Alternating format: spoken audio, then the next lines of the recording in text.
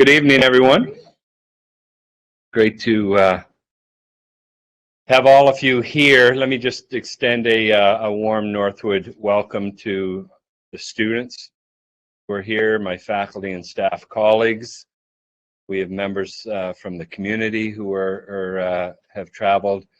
And look, if you hear any hissing and tough questions from the front, those are all Bill's colleagues who have traveled with him. So to all of you, it was great to have dinner last night, and thank you for joining us here at Northwood.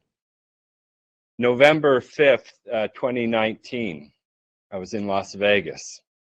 It was my first Apex show, and up on the stage, Bill Hanvey was there. And although I was doing my best to understand this worldwide $500 billion industry, I was still in the really early learning phase. And I remember it was that day listening to Bill on stage about some of the pressures, the size of the market, how dynamic it was, right to repair legislation, something that's still ongoing. I bet we're going to hear a little bit more about that tonight.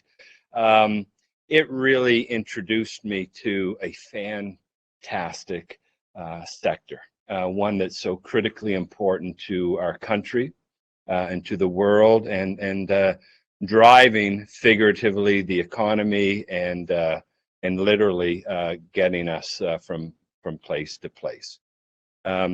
This is the second leadership series, A View from the Helm. This idea that we had of how do we get these incredible thought leaders and industry leaders on our campus and able to allow them to share things with our students and to look behind the curtain just enough to allow them to understand the industry. And this particular one with Bill Hanvey, who my colleague will be introducing more formally shortly. I mean, he is at the helm of this multi-billion-dollar industry, and they've come a long way. And you're going to hear lots more going forward about our increased relationship with AutoCare and all of its members across the country and across North America. So I just want to welcome all of you here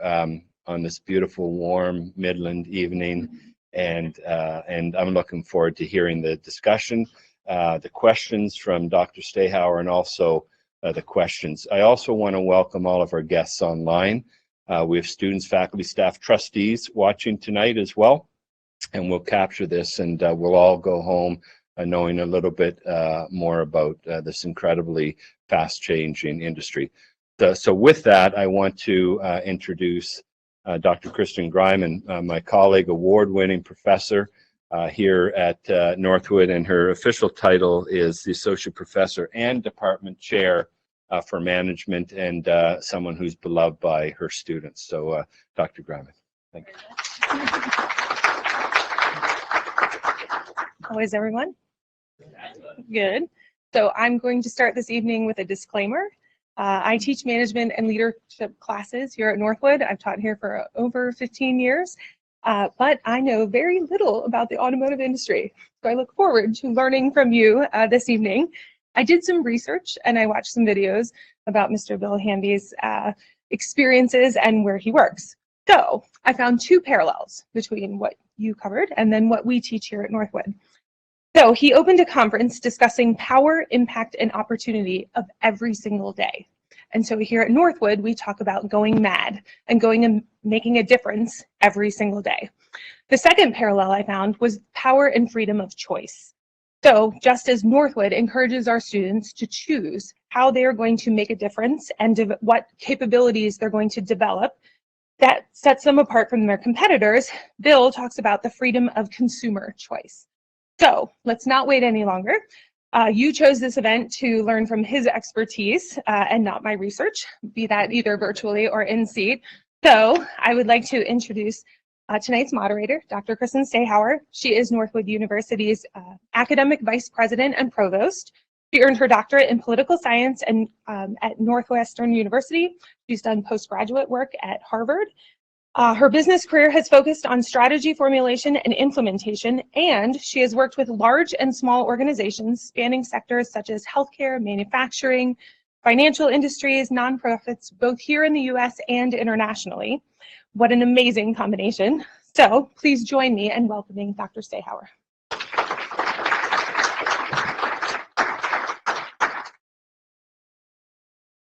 Well, thank you again for joining us this evening, both here in the McNair Center for Free Enterprise and via live streaming. We have a great evening in store for you, and we are going to learn from a world-class leader from the $380 billion aftermarket industry, and we are honored to be hosting you here on campus. Bill Hanvey has been meeting with students and staff. He's guest lectured in classes.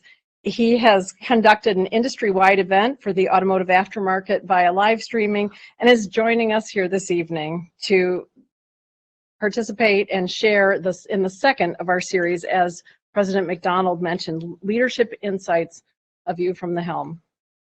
Bill Hanvey is President and CEO of the Auto Care Association, which represents the entire supply chain of the independent automotive aftermarket. Before becoming president and CEO in 2015, he had served as senior vice president of the Automotive Aftermarket Suppliers Association, AASA, where he had been president since 2012. At AASA, Bill advocated for North American parts manufacturers to the auto care industry, federal and state government agencies, and the business community. In his current role, Bill has transformed the Auto Care Association by focusing on team development, grassroots democracy, and providing data back to the industry to better enable business decisions. Bill has received many awards, and among them, the AWDA Mort Schwartz Outstanding Industry Leadership Award in 2020. He is a past recipient of the Northwood University Educator of the Year, and he serves on the board of directors for the Automotive Aftermarket Charitable Foundation, the University of the Aftermarket Foundation, and his alma maters, the St. Bonaventure Alumni Board. Please join me in formally welcoming Bill Hanvey.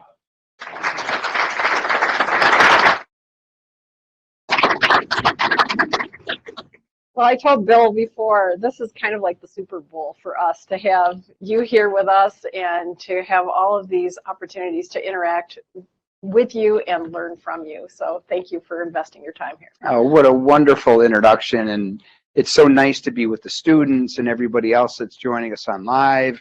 And a perfect opportunity on a cold winter's night for a fireside chat. So I am ready when you are. Well, let's get going. Fantastic. And I'm going to start out with kind of an icebreaker. Mm-hmm. So Bill, what was the first car you drove? 1970 Buick Skylark. Nice. And actually, I was just talking to one of my colleagues this afternoon. I used to take that 1970 Buick Skylark to the drive-in movies. So I don't know how many here have been to the drive-in movies, but it was a perfect ride for that. I remember paying 33 cents a gallon for gas. I think it was close to a 20-gallon gas tank. It was a gas guzzler, but it was, I'll never forget it. So great car. Wonderful. Wish I had it today. Yeah, that would be worth something.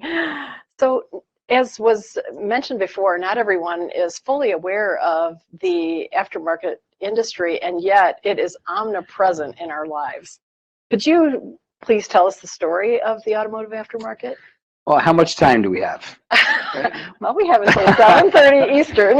Right. Well, it's really an amazing ecosystem when you think about it. So I'm going to give you some statistics first, and then I'm going to kind of tell a story in terms of how the automotive aftermarket, or what we call the auto care industry, affects basically every American consumer. So first of all, employment, 4.5 million people within our industry, more than the automakers combined.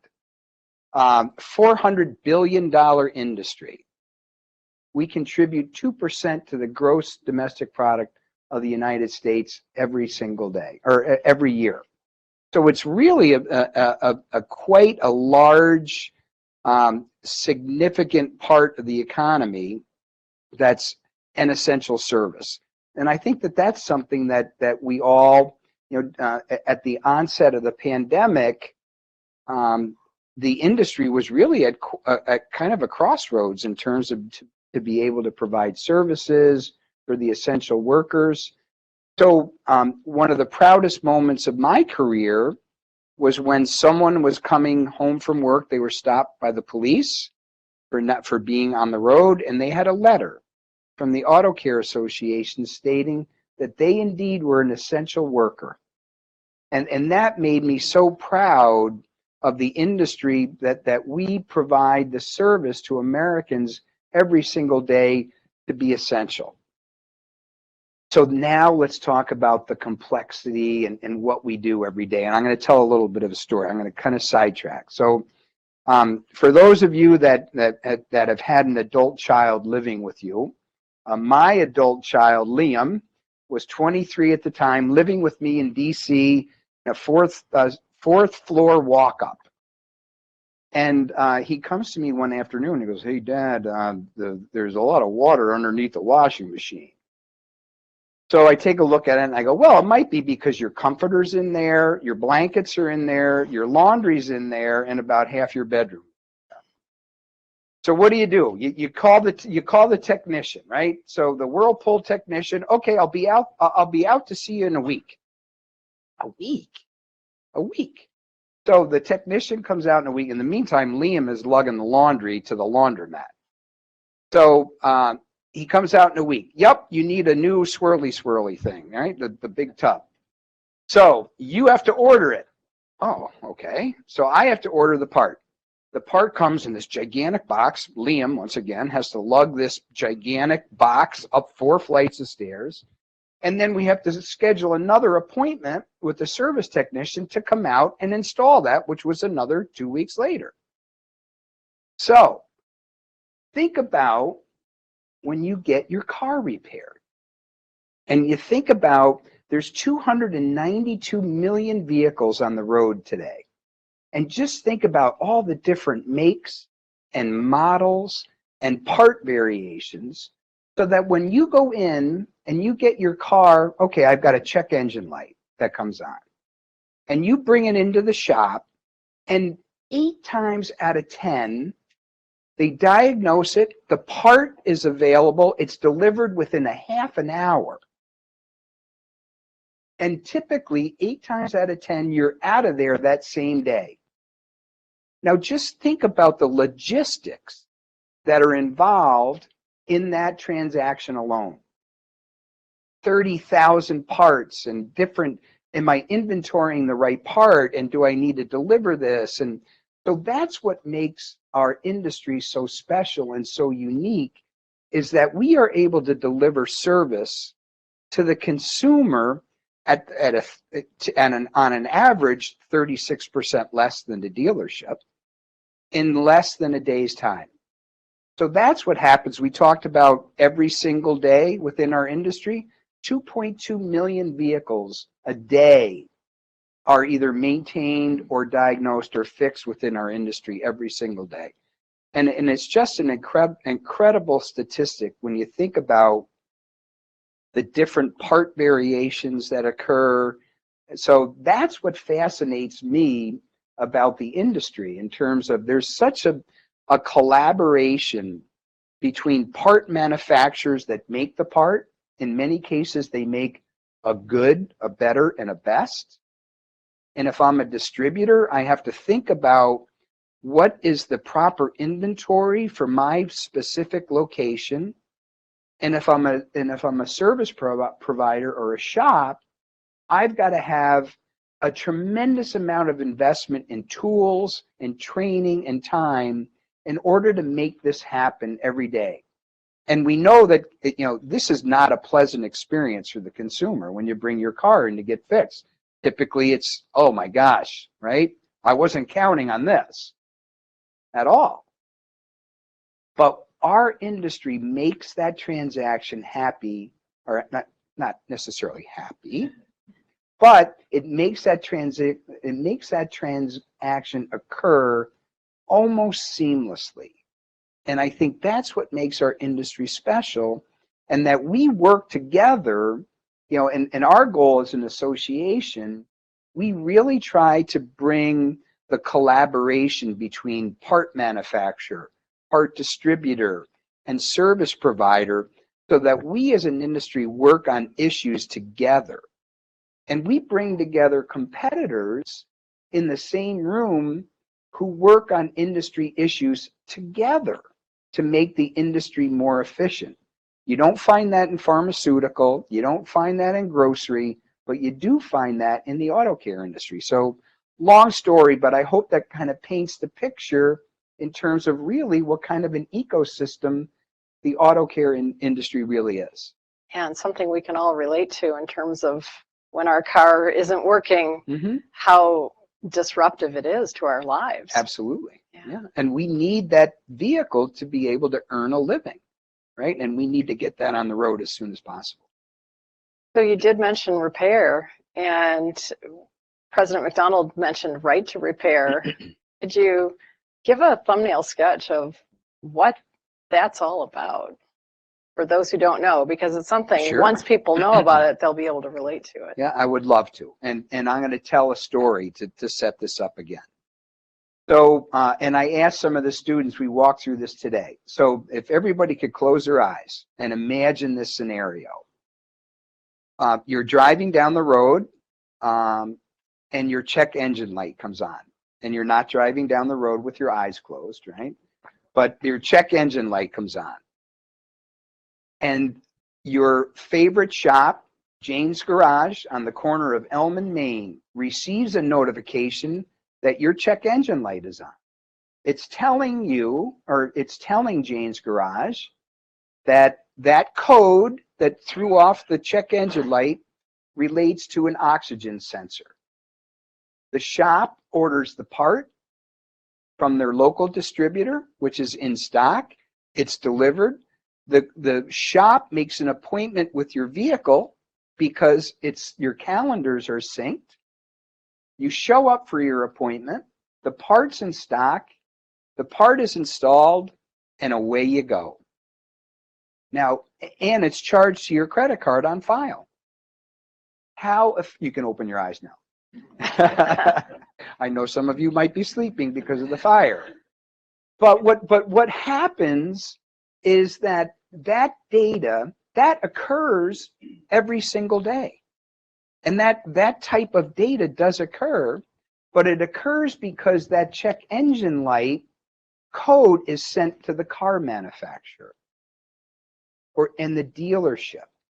So how many people here receive notifications from their dealerships? Hey, it's time for an oil change. Or, hey, we noticed that your check engine light was on. Or, hey, we noticed that your tire is low. Your TPMS monitor is showing that you have low tire pressure. That is called telematics.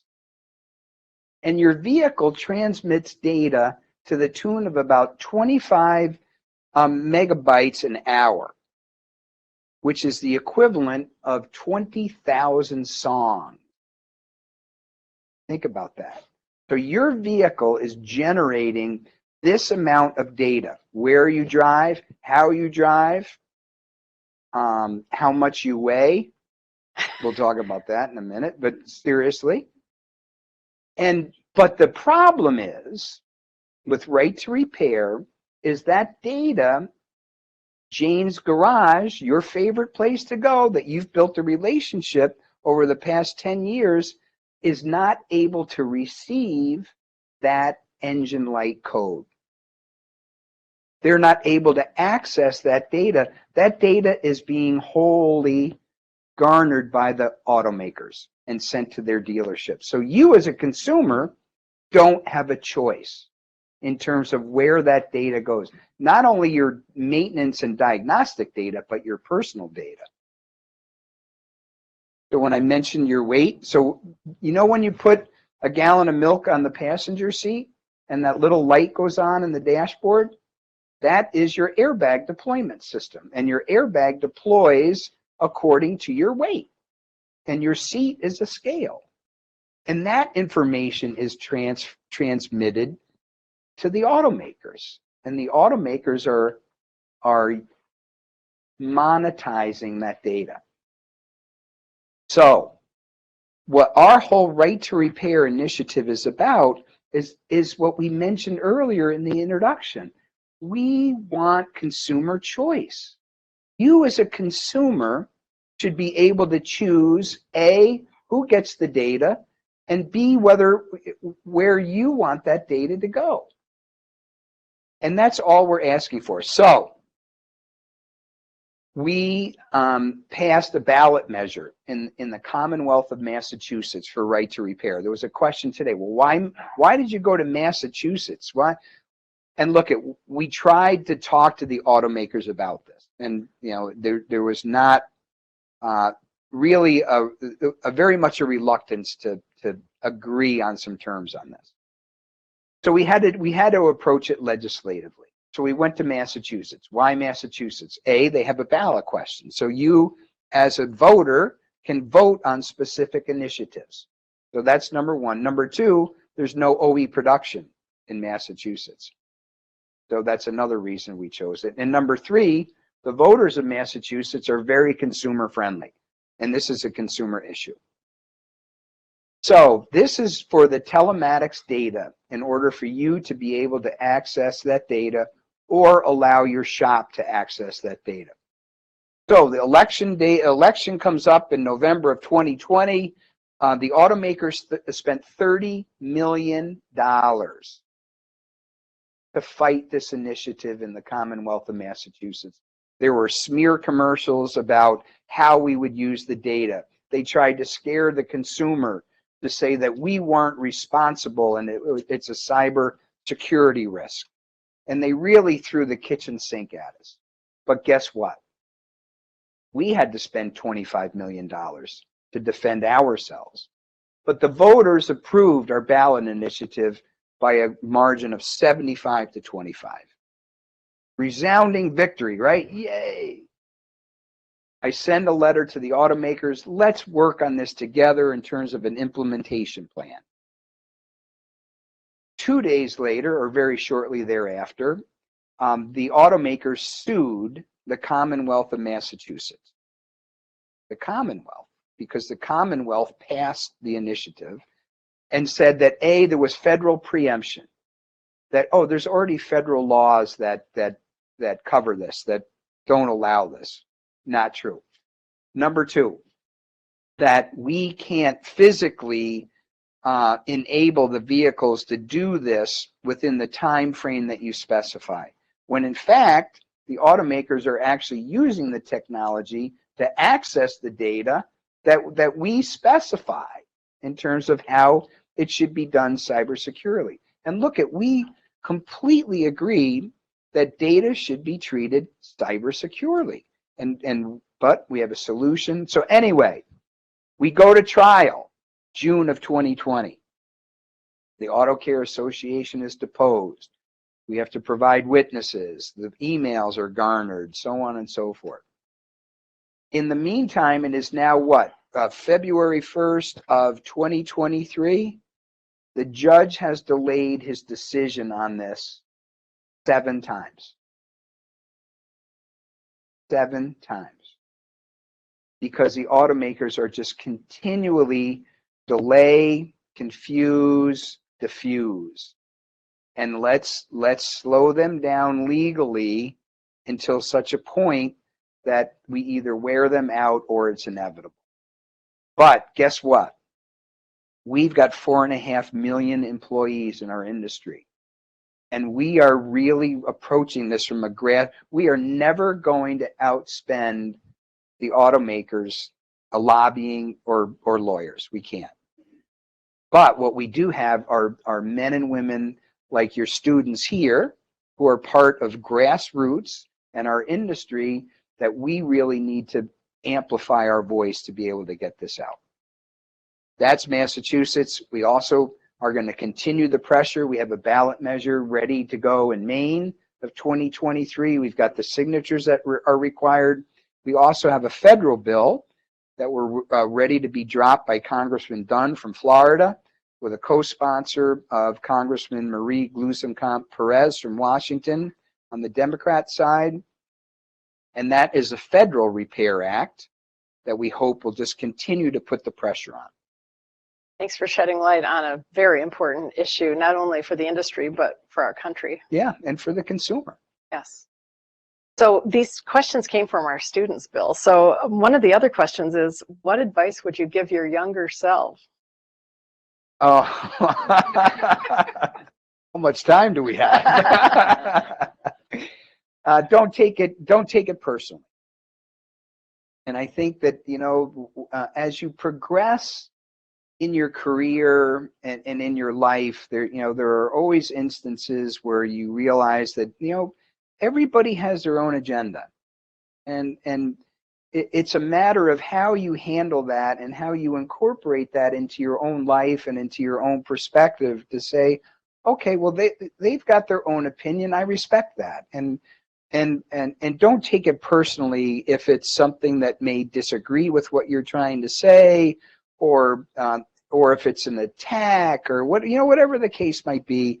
In 9 times out of 10, it's not a personal thing. It's just something, you know, it's part of life. And I always, you know, you go to bed and you're like, oh my gosh, what could I have done different? And a lot of angst around that. But and I still take How did you arrive at that?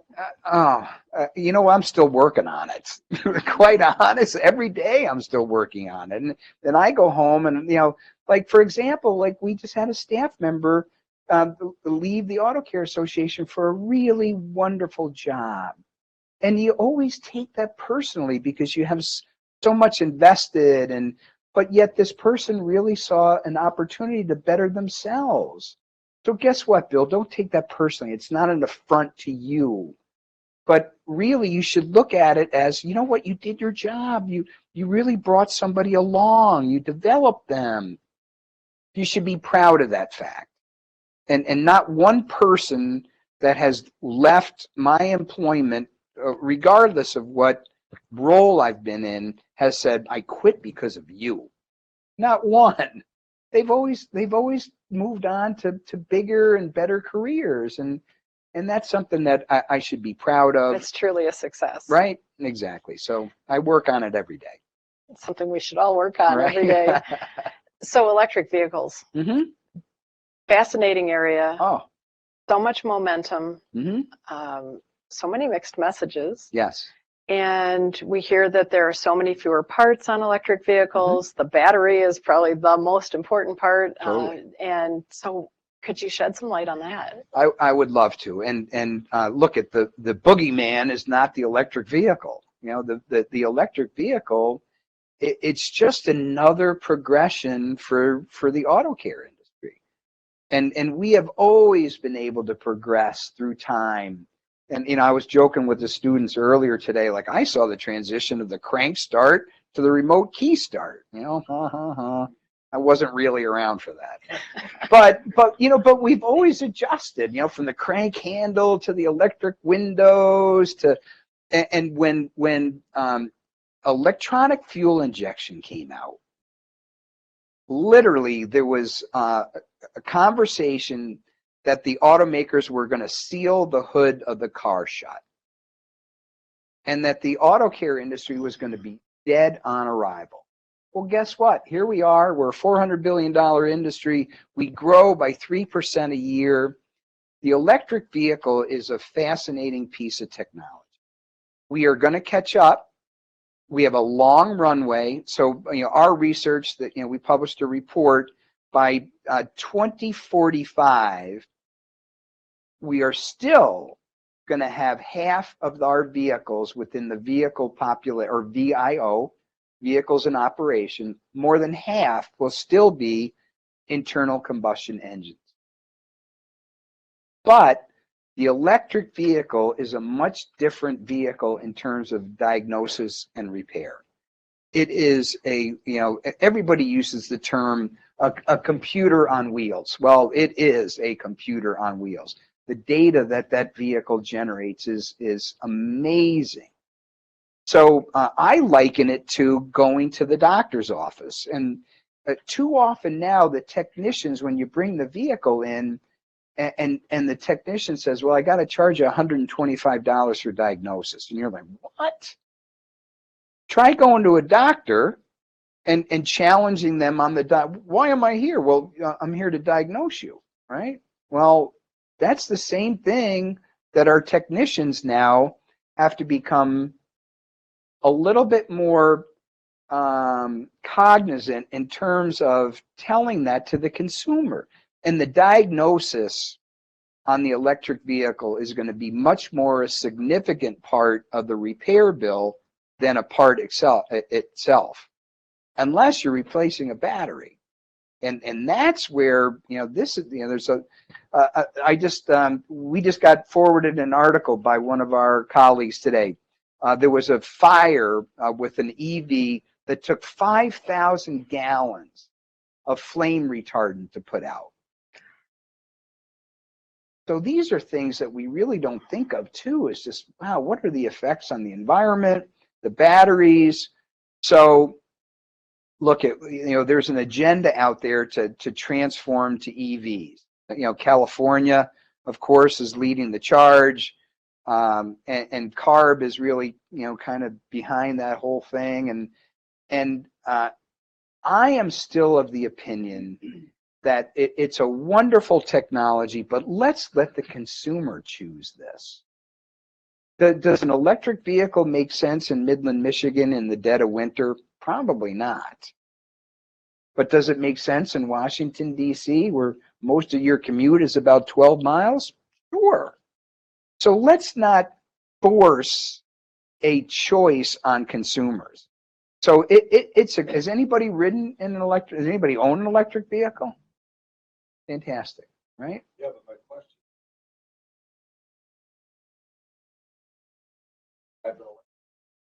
Mm-hmm. And it has a range of 400 miles in the dead of winter right now. So how are you basing that? That's what I'm trying. Because I went through, I'm a Detroiter. My first car was a 55 Chevy convertible. I remember gas at 23.9. Right. Right? So I've seen this technology grow, and I went to like, okay, I'll try one out. Now half of the cars I own are electric and half are internal combustion. Yeah. And I'm running my own science experiment. Which one gives me better return on investment? So the range is coming. Without question. That's what I mean. So, Yeah. They operate better at warm temperatures. Yeah. They do. Yeah. But you're still going to be, if it's a hybrid, you're going to go 400 miles or whatever you want. When I compare the fuel economy of the V8s or V4s or whatever, I'm on an 8, but we say a 4s, right? But you're still going to get better at gas economy out of the EV. Yeah, absolutely. And that's my point, is that it's a consumer choice. You should be able to choose. If you want an electric vehicle, you should be able to choose that. But my point is that people should not, and governments by all means, should not be imposing, right? And that's a different story. I'm all in favor. If you want an electric vehicle and it fits your lifestyle and where you are, awesome. And we as an industry will figure it out. Corvette for 40 years, so I drove my Corvettes as well as EVs, but that technology is growing. It's totally. And it's an amazing ride, isn't it? Yeah, and in fact, the torque curve is faster than the V8. Yes. Yep. And if any of you have had the experience to have someone step on the gas, if you will, or the accelerator, you will be pushed against the back of your seat. And 0 to 60 in what? I don't know. Oh, I know you know. But the point is that we have always kept up with the technology. Don't push that technology down our throats. Let the consumer choose. But Kristen, what we need to focus on is training. And we need to make sure that those technicians are qualified to be able to work on those vehicles. We need to be able to provide the training. And we need to prepare ourselves by making sure that as manufacturers or distributors, that we are doing a good job making sure that we're prepared for it. Excellent point. So getting back to another question from our students, could you think back to a pivotal moment in your career when you had to make a major decision about the trajectory of your career and or your organization? Mm-hmm. What did you decide and how did it turn out? I'll give you two about me personally and maybe the Great. organization. How's that sound? Great. So, and this is very innocuous. It's a very small thing. But it's kind of who I am. So I was a sales guy for 10 years. I know it's hard to tell. But I went inside as a product manager. I never knew that people work past 2 o'clock on a Friday afternoon. But I went inside to work as a product manager to further my career and learn more about my career. And my company, which was Tenneco Automotive at the time, Monroe Shocks and Walker Exhaust, who many of you are familiar with, we bought a company that manufactured elastomeric springs, and just a really small, innocuous line. And I'm kind of a new product manager and trying to find my way around. And we had a meeting of the various product managers that were around the table.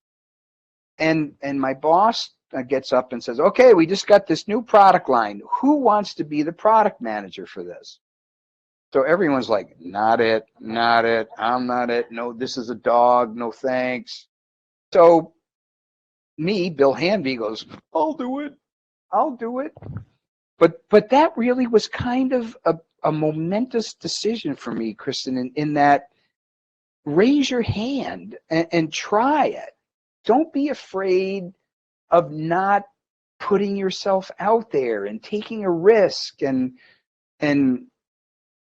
just hoping that you have the support behind you. But even if you don't, taking a swing at it and getting in the game. And that one moment was just such a small thing, but it really taught me a lot about I am going to push myself and challenge myself to do different things and to learn different things.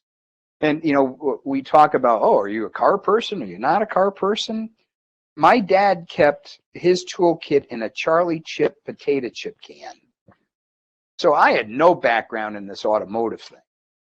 But what intrigued me was just this whole industry itself. So put yourself out there, and this is particularly for the students. Give it a shot. And you know what? If it doesn't work out, figure out why it didn't work. But don't be afraid to raise your hand.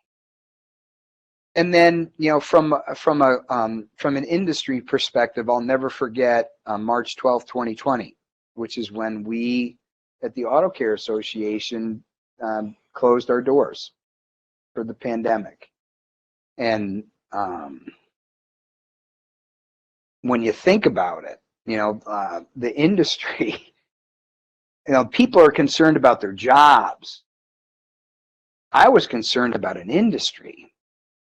And it was just such a like a trying time to make a decision to say, is this the right thing? And I vowed to myself that regardless of what happens, I'm going to do the right thing. And if it doesn't feel good, I'm not going to do it. And we stuck together and we got ourselves through it. And the industry thrived during the pandemic.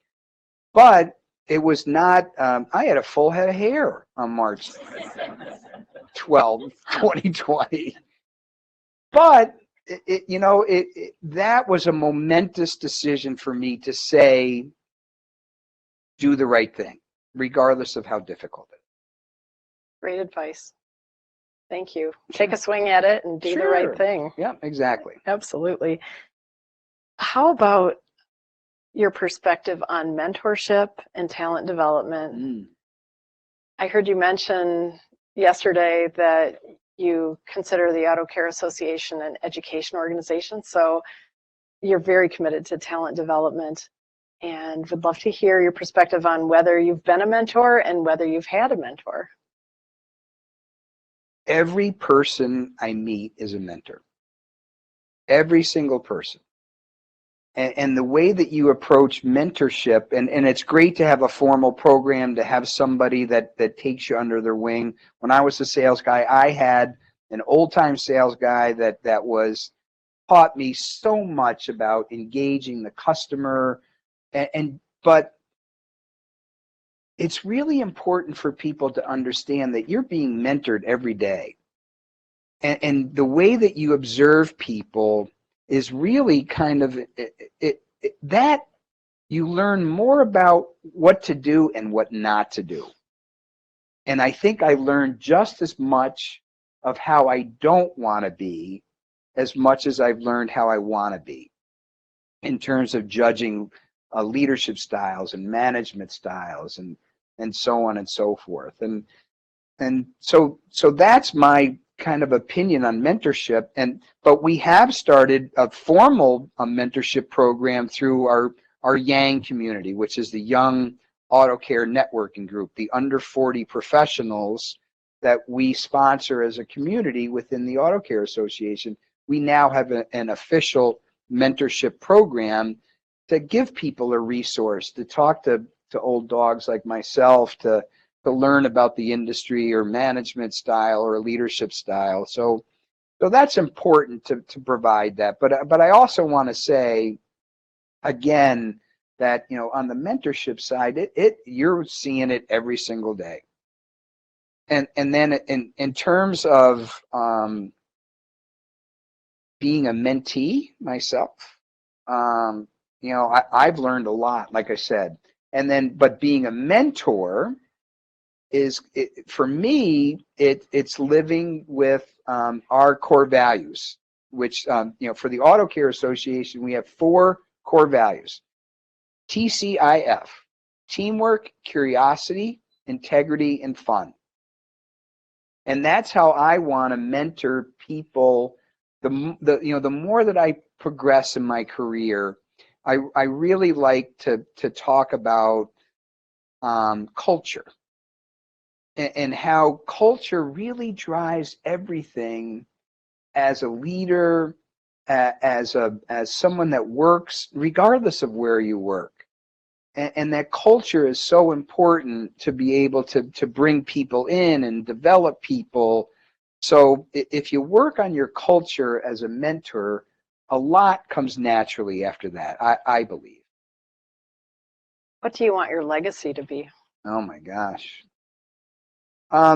You know what? I don't know what I want my legacy to be, but what I do know is that I enjoy nothing more than interacting with the young men and women that are in this room today. That has been such a special couple of days for me to be able to pass on this and to expose my amazing team, you know, to the young men and women that are in the program.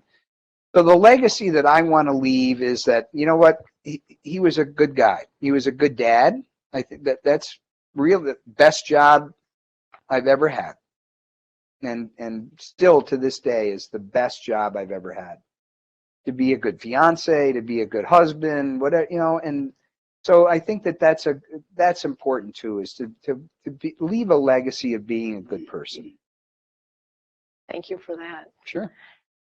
So we have some time for some Great. questions and answers from the audience. We'd ask those in the room, if you stand up and speak loudly so everyone can hear. The mic should be able to pick it up for those who are joining us via live streaming, and we are receiving some questions via live streaming as well. But why don't we start with the room here?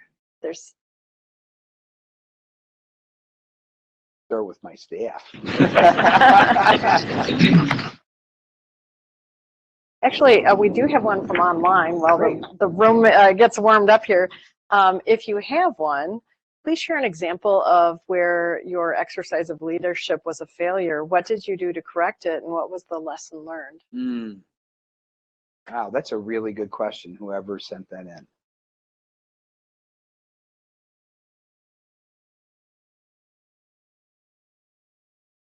You know, and I mentioned the integrity side, and that's something that I look at every single day in terms of, you know, did I act with integrity, and sometimes, you know, have I put ambition in front of integrity, and I can speak of times where yes, that has occurred, and but I always think back that is a leadership flaw, and where I have failed in terms of, have I let drive overcome integrity in that. So I would say that would be that, and maybe you guys can can add to. I'm only kidding. Well, and what you said before too is, get in there and try something, and if it doesn't work, Yeah. keep going and learn from Yeah. it. I will say there's always that level. Forward, just evaluate. There's times that you get good advice on that. Yeah. Questions in the room? In that same light, Bill, when you had to shut the doors of auto care, Yeah. you like I did, what was that like for you? Oh, it was heartbreaking. And just, I don't like the, we're a team, and we were together. When you're at work, you're together at work more than you're with your family. And I take that responsibility, of these workers that have families and they have lives outside the Auto Care Association. And how is this going to affect them? Are we going to make it? Or, while the industry's thriving, the association had some pretty tough times ahead of us. But you know what, Thomas? Thank goodness, we did a dry run. Remember, we did a dry run. Okay, what's going to happen if we do it? Everyone has to work from home. We gave it a dry run, and it worked. And we had technology in place. And I give, the technology team kudos for having the infrastructure in place for us to be able to do that. And so not only did we have to adjust, but the industry was looking to us for leadership during this time. You need to get us declared essential. You need to keep our doors open. So that was just a tremendous amount of pressure at the time to say that these 4.5 million people, not only my staff, but those technicians that are working, they're relying upon us. So that was just really, it was a tremendous learning opportunity as a leader, but man, I hope it only happens once. Absolutely. We had a question here. Anyway, going back to right to repair, the amazing court system and judge that has not heard their decision sometimes. If they were to come back with a decision that was unfavorable for right to repair, how much of a challenge is that going to be going forward in the future? Does this set a precedent that's you can't overcome? Is there a strategy beyond that? That's a great call. Number one, regardless of who wins this court case, which we will, the other side is going to appeal, right? So and what's interesting in the Massachusetts case, we're not driving it. It's the Commonwealth of Massachusetts that's driving it. And the former Attorney General, Maura Healey, is now the governor of Massachusetts. So we have that on our side. So our approach is, okay, we may lose on this technicality. We're going to appeal it. And we're also going to just absolutely continue the pressure by going at it state by state by state, and by going at it from a federal perspective. We've seen success in the agricultural community to a degree. The farmers are going through the same thing. So you buy a $100,000 combine, you can't fix it because you can't access the data. So can you just imagine having your crops getting ready to pulled out of the ground and you're waiting for a John Deere technician for 3 weeks? Not happening.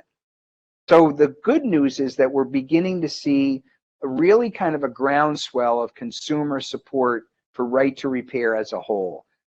I shouldn't have beholden to Apple to get my screen fixed if I crack my screen on my phone. There's a lot of people that are qualified to do this.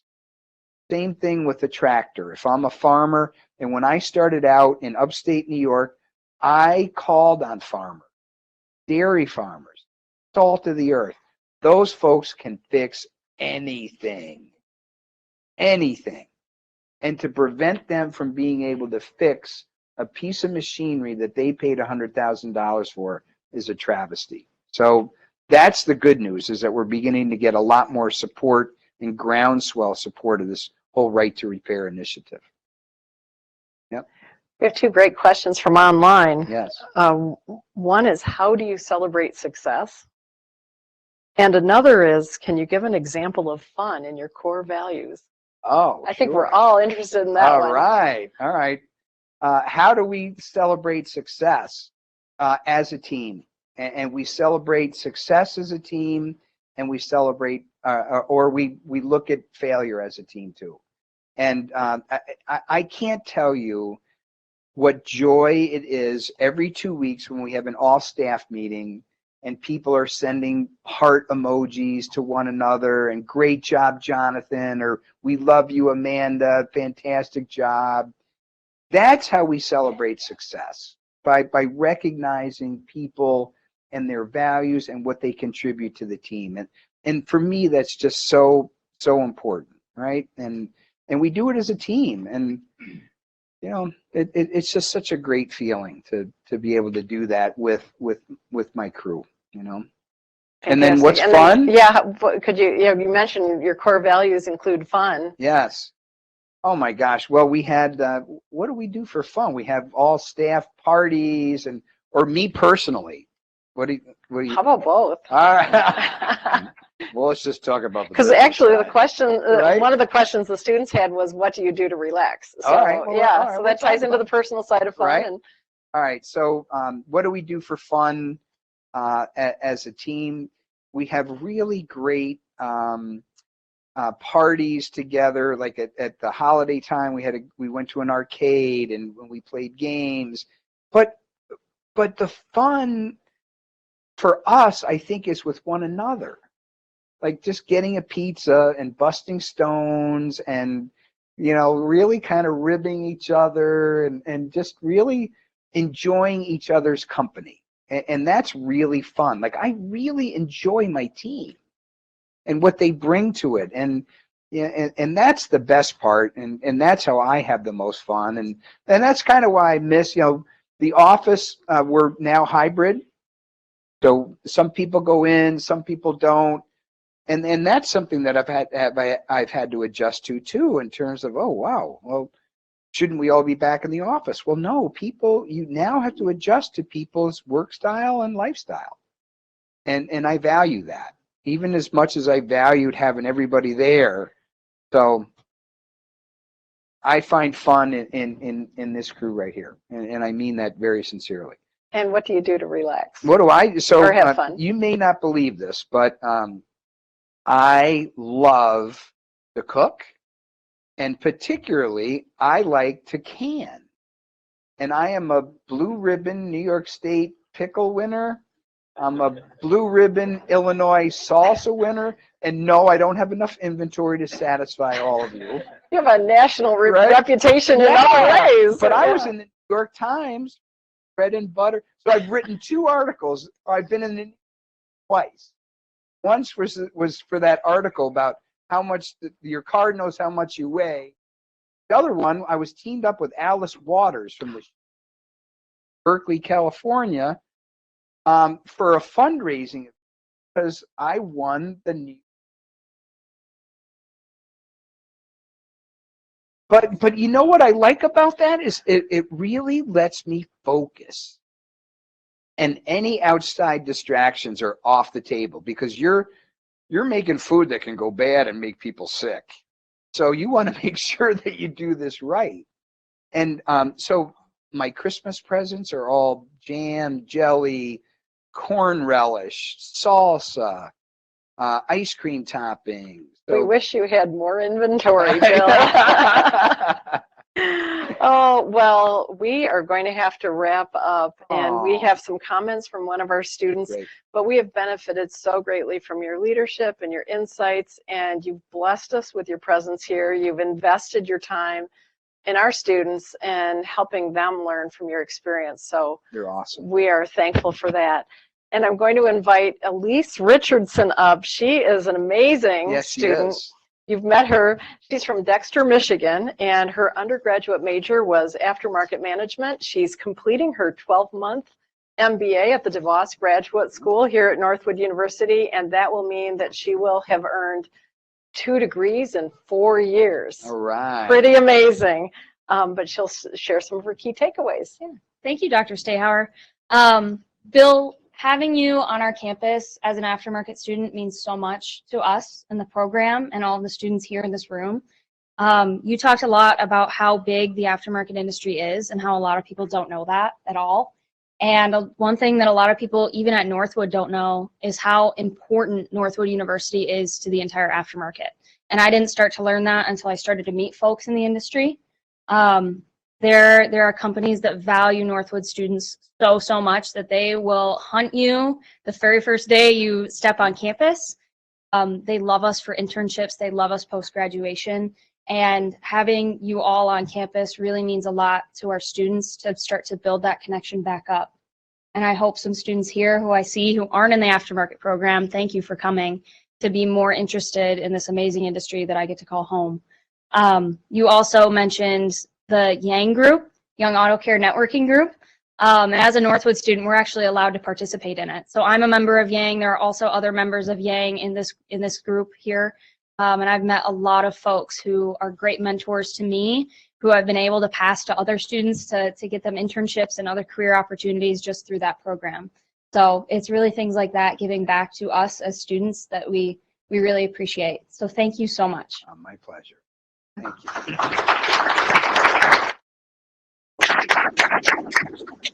So Mr. Hanvey, to commemorate you serving us as a guest for our leadership insights of you from the Helm, we have a gift for you to show our appreciation. Wow.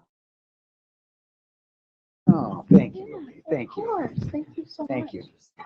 That's great. Thank you. Perfect. Thank you. All right.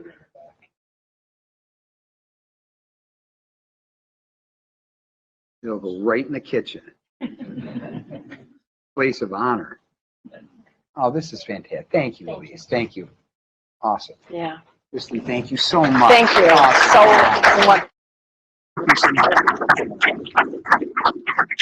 Thanks to the students. You have made, it's something to be running the business every single day, but being with you is just such a treat and such a pleasure. I want to make sure that you know that we are here for a resource for you. My team is here for a resource for you. And you're the next generation. And I hope that in 20 years, one of you is going to be taking my place on this stage. So thank you.